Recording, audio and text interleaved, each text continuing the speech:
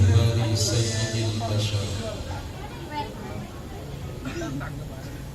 وقدر ليلة ولادته عليه الصلاة وعيسى وما أوتي النبيون من ربهم لا نفرق بين أحد منهم ونحن له مسلمون.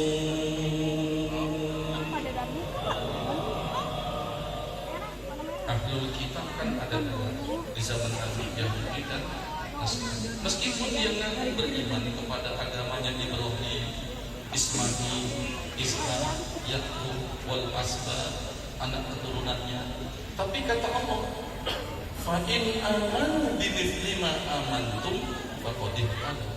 Jika mereka benar-benar beriman seperti imannya engkau, berarti dia dapat hidayah. Kalau bukan, walaupun ahlul kitab, maka disebut dalam surah Al-Bayyinah, innal ladzina kafaru min ahlil kitab wal musyrikin, innal ladzina kafaru, sesungguhnya orang-orang kafir, min ahlil kitab, dari golongan ahlul kitab, wal musyrikin, dan orang-orang yang musyrik, fi nari jahannam.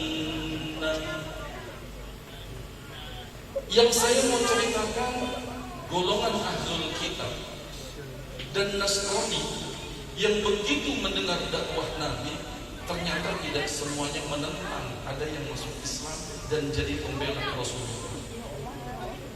Sebab ahlul kitab itu nggak sama. Makanya kalau kita buka Al-Quran, ahlul kitab yang dimaksud dalam tafsir-tafsir adalah Yahudi dan Nasrani. Ada yang memang dengki iri dengan kita sampai sekarang. Wadda kathirun min ahlil kitab law yaruddunakum min ba'di imanikum kuffaran hasada. Ahlul kitab itu kan Yahudi keturunan Nabi Yakub alaihis salam. Nabi Yakub anaknya ada berapa? Ternyata Nabi Yakub itu punya anak 12. Kita bisa tahu ketika salah satu putra Nabi Yakub alaihis salam menceritakan mimpinya kepada bapaknya. Mengaji ini. Idh qala Yusuf li abihi ya abati inni ra'aytu ahada 'ashara kawkaban wasyamsa wal qamara ra'aytuhum li sajidin. Ingatlah ketika Nabi Yusuf bercerita kepada bapaknya bahwa Nabi Yusuf bilang, tadi malam aku mimpi melihat 11 rembulan, bintang dan matahari, 11. Yang dimaksud dengan 11 itu adalah keluarga Nabi Yusuf. Dengan Nabi Yusuf jadi ada 12. Yahudi itu jangankan orang lain, sama keluarga aja hasad, apalagi kita. Buktinya Nabi Yusuf dicemplungin dalam sumur. Siapa yang masuk Nabi Yusuf dalam sumur? Orang lain, keluarga. Makanya sama kita orang yang beriman, umatnya Rasulullah, itu dikatakan wadda kathirun min ahlil kitab law yaruddunakum min ba'di imanikum kuffaran hasadan min indi anfusihim min ba'di ma tabayyana lahumul haqq fa'fu wasfahu hatta ya'tiya Allahu bi amrihi inna Allaha 'ala kulli syai'in qadir. Tuh, 12. Makanya Yahudi itu sampai zaman Nabi Musa pun tetap ada 12 suku. Makanya ketika Nabi Musa dan umatnya diuji sama Allah musim kering, Nabi Musa dipanggil sama Allah, gunakan tongkat komando, pukul itu batu فقلنا اضرب بعصاك الحجر فانفجرت منه 12 عينا. Tongkat komando dipakai sama Nabi Musa untuk mukul batu, bukan mukul anak buah. Kalau sambung kan anak buah. Ini Musa mukul batu, fanfajarat min 12 aina, maka batu yang besar dipukul Nabi Musa kemudian terbelah-belah menjadi 12 bagian. Kenapa 12 bagian? Dan kemudian batu itu memancarkan air, karena memang suku di kalangan Bani Israel ada 12.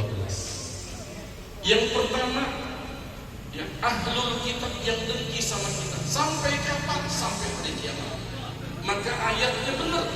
Walam tarda ankal yahudu walam nasara hatta tattabi'a millatahum. Nih sampai sekarang nih.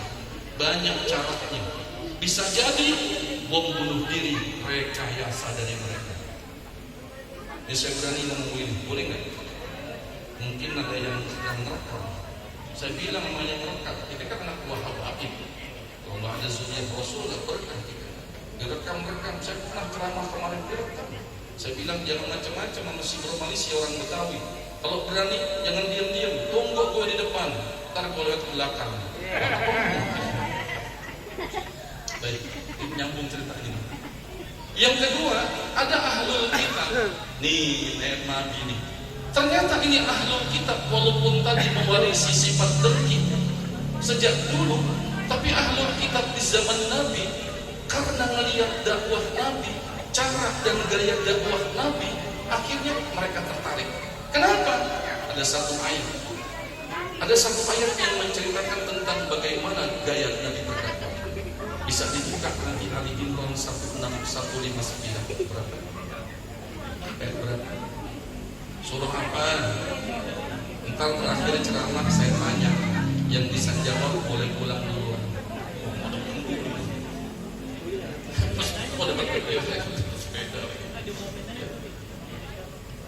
فبما رحمة من الله لنت لهم ولو كنت فظا غليظ القلب لانفضوا من حولك فاعف عنهم واستغفر لهم وشاورهم في الأمر فإذا عزمت فتوكل على الله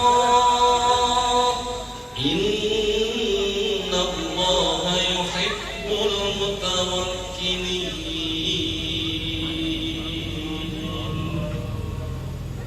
Ini biar kita dapat rahmat nih, Qurannya dibacakan ya, supaya hafalan Quran gak hilang. Saya kebetulan kalau ikut sholat di Madinah, kebetulan lagi umroh, saya milih sholat di belakang imam. Selalu saya pilih sholat berjamaah di belakang imam, sebab kalau di depan imam nggak sah. Contoh sedikit, ini Ustaz siapa namanya? Andi, maafin ya, Anda kenal mungkin dia kenal namanya. Nanti kita kerjasama bukan boleh, ukuran kurba. Ya, Anda masih ada jadwal di istana. Boleh aneh ganti tuh. Ya, alhamdulillah ganti antar kita. Sebulan yang lalu saya ceramah di Jokowi, diem dia waktu saya foto. Ngomong batal Jumatin.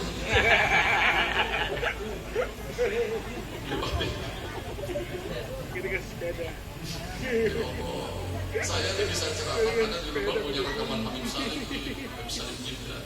Saya punya kasetnya Habib Jindan, Habib Ahmad saya kasih dia. Dia mau ambil, kenapa boleh?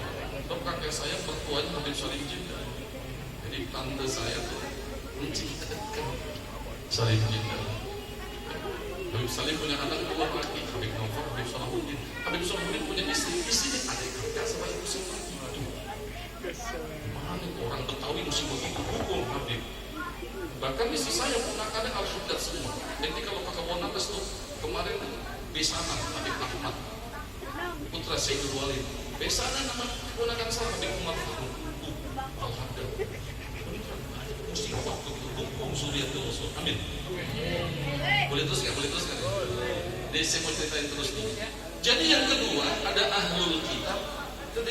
Yang ternyata ketika Nabi itu berhati lemah lembut, ya, tidak keras, berhati kasar, nggak gitu. Ternyata masuk Islam. Karena tidak semua ahlul kitab di zaman Nabi itu yang tadi saya bilang hasan. Ustaz, jangan macam-macam. Baik, ada ayat, ada surah Ali Imran 113 sampai 113. Allah ceritakan gitu. Makanya hijrah yang kedua itu kemana? Ke Taif. Rajanya apa? Ahlul kitab. Nasrani. Laisu sawa'an min ahlil kitab min ahlil kitab ummatun qa'imatun yatluna ayatillahi ana al-laili wa hum yasjudun. Malas banget ngomongnya. Ini buru-buru untung nih, pulang modal juga enggak kalau begitu. Udah tadi nggak minum susu, Ustaz kasih jangan tak masuk aja di semak gitu. Kita mah bukan semangat ke orang Mesir. Orang Mesir itu kalau dengerin Quran begini dulu. Nih saya kasih tahu nih, Habib Umar pernah duduk begini. Orang pada nggak ngerti, ini duduk hamba Allah. Kalau menerima perintah paling cepat bangkitnya dibanding begini. Maka Habib Umar benar depan guru kok gitu. Iya, dia sedang menerima perintah jadi bangkitnya cepat. Orang Mesir itu rata-rata gitu. Saya pernah pengalaman baca, wah pada saya di Masjidil Haram saya duduk 15 orang, saya kasih Quran gantian baca. Selesai saya baca, orang Mesir teriak, ikutin lagu. Kalau lagunya Sobah, Allahnya Sobah. Kalau lagunya Hijaz, Allahnya Hijaz. Kalau lagunya Rosh, Allahnya Rosh. Semangat. Saya baca. Saya kasih contoh nih. Dia paling senang sama Syekh Abdul Basit Abdul Somad. Wa idza qila lahum ittabi'u ma anzalallahu qalu ya Allah itu anzalallahu Allah. Saya baca beberapa ayat capek. Itu kalau saya terusin bisa turun berat baca ayat gitu, berat. Saya berhenti, begitu saya berhenti, itu salah satu orang Mesir badannya gede, ngomong pakai bahasa Arab. Saya baru tahu orang Mesir jago bahasa Arab. Enggak benar itu. Saya datang ke Mesir ziarah ke makam Imam Syafi'i. Selesai ziarah ketemu bocah 3 tahun, nanya saya pakai bahasa Arab. Ya Allah, kecil-kecil jago bahasa Arab sih. Dia bilang doain ya haji. Saya lagi umroh tapi dipanggil haji. Karena dia minta doa, maka saya doakan. Doa Quran, doa hafal, doa khatmul Quran. Allahumma ja'alil Qur'ana lana fid dunya qarinan wa fil qabri muqnisan wa fil qiyamati syafi'an, dan selanjutnya. Selesai saya baca doa, saya bilang sama orang Mesir tersebut, sama rombongannya, ya Syekh, biar dia senang saya panggil Syekh. Samihni atlubul makan indi hasofil fundu alladhi yajibu alaiya nahduraha wa na'maraha. Tahu artinya? Ya pokoknya begitu deh. Saya bilang, saya permisi mau balik ke hotel. Wah, yang paling gede diri Istani bindi hadiah. Lah, sebentar, tunggu, saya punya hadiah. Gara-gara saya baca Quran, dia teriak Allah, baca doa, dikasih hadiah. Yang satu keluarin duit. Saya lihat, wah banyak juga. Karena di depan temen nih, ada pangdam lagi. Saya tolak, malu dikasih duit baca Quran. Dipaksa, karena dipaksa masa saya nggak ambil. Saya ambil, begitu saya pegang, nggak pakai sehitung. Kalau itu namanya kembalian. Iya, bukan kembalian. Masa sehitung? Itu satu Jamaluddin, saya masukin nih. Udah, kita balik deh, rame-rame balik ke hotel. Duduk di lobi, yang lain pada nungguin saya. Untung saya Betawi Kebonanas, agak dikit licik. Saya bilang, maafin nih, aneh mau ke kamar kecil sebentar. Ini kan kalimatnya nggak dosa. Ke kamar kecil, kencing apa ngeliat duit kan tergantung saya. Yang penting kan saya ke kamar kecil. Begitu saya masuk, bukan buang air kecil, penasaran berapa duitnya, ternyata 4.000 real. Langsung saya telepon di dalam WC ini di Jakarta, Mah dapat duit, emang kenapa? Baca Quran, di mana? Di Masjidil Haram, di mana tempatnya? samping selamat. Pintu gak gua pasang. Udah ya kalau pintu itu besok balik pagi sendirian. Bener-bener anak ini yang minta kan. Wah saya datang lagi besok pagi-pagi habis itu gak ketemu. Kalau ketemu dikasih lagi 4.000 baca Quran, pulang beli Nmax.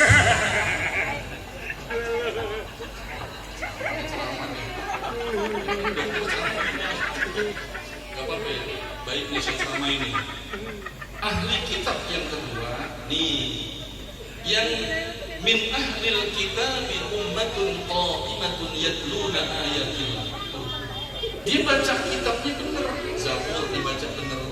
Makanya di kitab Hilyatul Awliya wa Tabaqatul Asfiya karya Syekh Abu Nu'aim juz 4 itu ada cerita tentang Bani Israel, berarti Yahudi. Itu ternyata yang maksiat 200 tahun. Maksiat di berapa tahun? Ini kisah ini diriwayatkan oleh Wahab bin Munabbih. Beliau menceritakan, nah ini kali ahli kitabnya. Inna fi bani Israila rajulan. Nah kan gitu tuh. Kalau yang belajar tahu nih, rajulan jadi apaan? Jadi isim annatina mu'akhkhar. Inna fi bani Israila rajulan asallaha mi'atai sana thumma mata fa'akhazuhu birijlihi. Diceritakan di kalangan Bani Israel pernah ada seseorang, nih cerita Bani Israel ini, yang maksiat 200 tahun. Setelah maksiat 200 tahun diceritakan thumma mata, kemudian mati, fa'akhazuhu birijlihi. Kemudian setelah dia maksiat 200 tahun meninggal, maka orang-orang kampung akhazuhu, makanya fi'lun madin yang ketiga. Akhirnya orang-orang kampung itu nyeret-nyeret orang tersebut yang katanya maksiat 200 tahun dan dilempar ke tempat pembuangan sampah. Si Yahudi yang maksiat 200 tahun kemudian dilempar ke tempat pembuangan sampah. Ternyata Allah wahyukan kepada Musa. Musa diperintahkan Allah, urus jenazah itu, mandikan dan sholatkan. Sampai Nabi Musa bingung, apa kebaikan ini orang?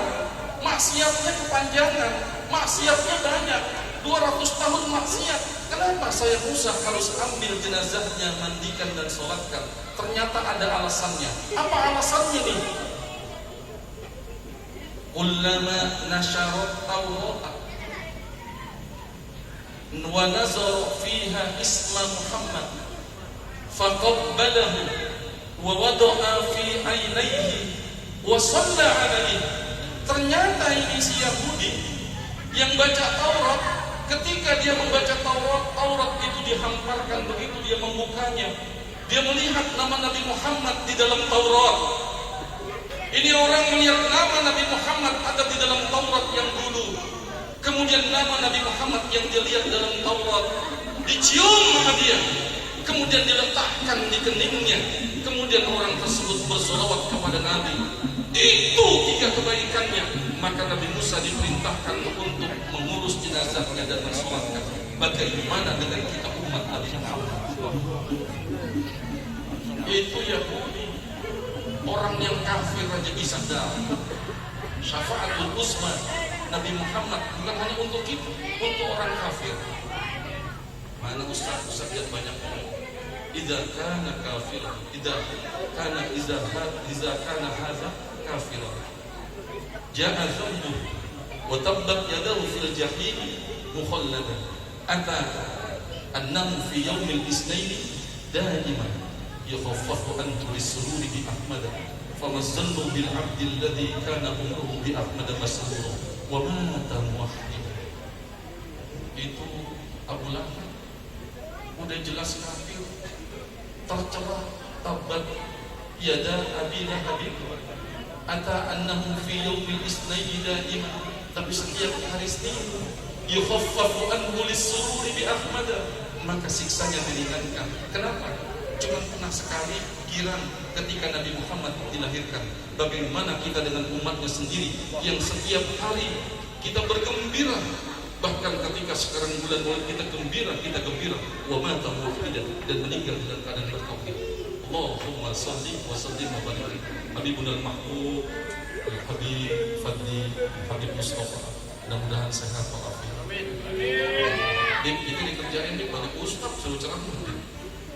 Makanya ahlul kitab yang kedua ini berbeda dengan ahlul kitab yang Allah ceritakan dalam surah Al-Baqarah 109. Karena ahlul kitab yang di Ali Imran 113 sampai 115 Allah sendiri yang mengatakan laisu sawa'a min ahli